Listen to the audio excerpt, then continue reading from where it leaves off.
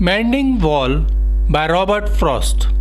Themes, structure, summary, analysis. Hello and welcome to the discourse. Mending Wall was the opening poem of the second poetry collection of Robert Frost titled North of Boston, which was published in the year 1914. It is one of the most anthologized and analyzed poems in modern literature. Most of Frost's poetry is principally about the rural life and landscape of New England. Mending Walls is a poem describing the discussion between two neighbors. The poet is a New England farmer who contacts his neighbor during the spring season to repair the stone wall between their farms. As they start mending the wall, the poet and his neighbor engage in a discussion. The poet wonders if they need any such wall and asks where it is we do not need the wall. The poet mentions that nature doesn't like the wall. The poet is of the view that they don't need a wall, but the neighbor is adamant and suggests good fences make good neighbors. Themes of Mending Wall. The poem can be seen in many ways. Through the wall, the poet suggests how individuals create barriers to isolate themselves from others. It also gives impetus to the debate of nationalism and globalization, as the wall can be the boundary between two nations. Thus, the poet stresses the idea of the free market. The neighbor doesn't agree with the poet, and this dispute shows the frequent clash of modernity and traditionalism. In this sense, the poem becomes an argument of a generation where the youth is trying to throw away the age-old traditions, while the older generation is trying to do anything to maintain the sanctity of traditions. The neighbor says twice, good fences make good neighbors. Lines 27 and 46. This is a strong message. The wall appears to separate the two neighbors, but in reality, it brings them close. The wall is not only a physical reality, but it is an ideal sphere of one's identity. The wall suggests that every individual has got right to life, liberty, and pursuit of happiness. And those rights must be respected and maintained. In a relationship, if there are limits to be respected, the relationship goes strong as the limits avoid oppression and humiliation of one by the other. The poet also suggests that nature doesn't like the wall between his and his neighbor's farm, and hence it continues to fall again and again. He attacks the neighbor using the word savage, as he wants to shy away from the others around him. However, it is just the opposite. Civilization is the progress toward a society of privacy. The savage's whole existence is public, ruled by the laws of his tribe. Civilization is the process of setting man free from man. Ayn Rand. Our clothes and dresses are also a form of the wall, separating us from others, giving us a sense of privacy against nakedness. Animals feel no shyness. The civilized and intelligent people seek privacy, not the savages. Structure of Mending Wall. The poem is a dramatic narrative written in blank verse. Iambic pentameter appears great as it offers a sense of speech and debate within the poem. The poem contains a single stanza of 46 lines without any end rhymes or rhyming patterns. However, the poet used assonance at end words. Wall, hill, balls, wall, and Walson, thing, stone, mean, line, and again or game, them and him twice. Consonance has also been used and set the wall between us once again. Sound of T and N. Symbolism has been used as fence to symbolize the gap that one should maintain to establish long-lasting relationships and maintain privacy. Nature symbolizes the reunion of the two as the speaker meets his neighbor every year in spring to fix the fence. Frost also used metaphor and imagery in this poem. And some are loaves and some so nearly balls. He is all pine and I am apple orchard, and not of woods only and the shade of trees. Summary of Mending Wall by Robert Frost. Lines 1 to 4. Something there is that doesn't love a wall, that sends the frozen ground swell under it, and spills the upper boulders in the sun, and makes gaps even two can pass abreast. The poet begins by mentioning that there is something mysterious that doesn't like the wall between the two farms. The poet uses something to clarify that it is not a work of humans, indicating nature. He speculates that the water beneath the ground freezes during the winter and swells. This forces an upward thrust that creates cracks in the wall. As the spring comes, the sun heats up and the cracks widen so much that two people can pass through it side by side and walk in the same direction. Lines 5 to 11.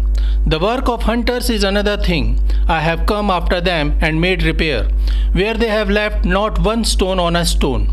But they would have the rabbit out of hiding, to please the yelping dogs.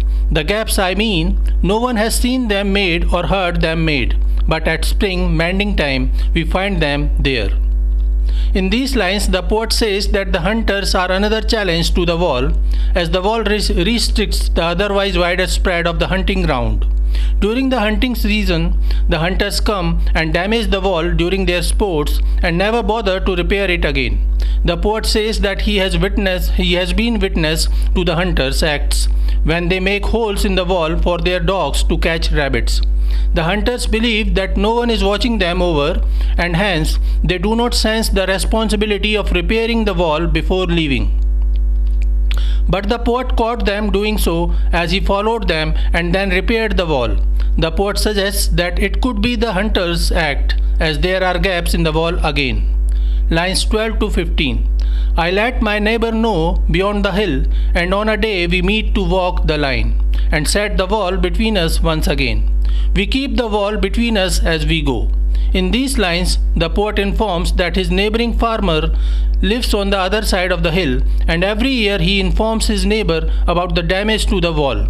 The neighbor and the poet then decide on a day on which they both meet and walk along the wall, each on his side surveying the damage.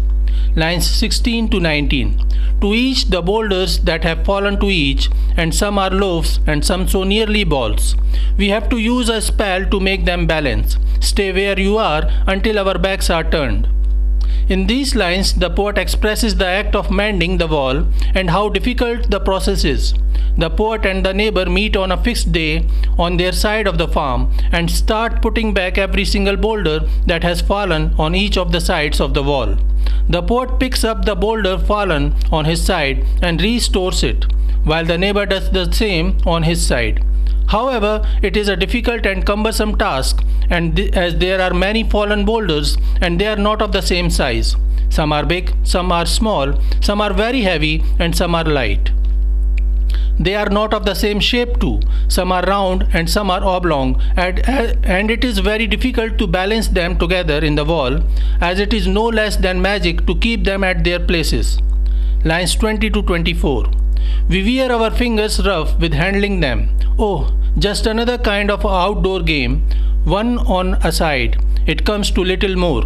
There where it is we do not need the wall. He is all pine and I am apple orchard. The poet tells how difficult the task is as his and his neighbor's hands become rough and tired while handling the boulders, and it is unnecessary work, like a play, as the poet believes that they do not need the wall because they grow different kinds of plants.